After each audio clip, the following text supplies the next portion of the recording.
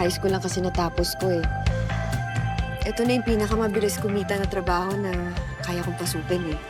Super Latina ba ng beauty ko kung bakit kanya ka makatingin? Oo. Pwede pa kita yung table?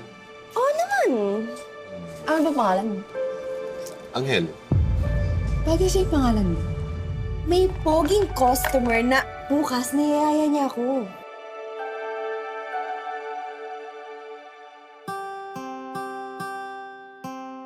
Anong gusto mong gawin dito? Walang tao. Kahit ano pwede gawin. Teka nga lang.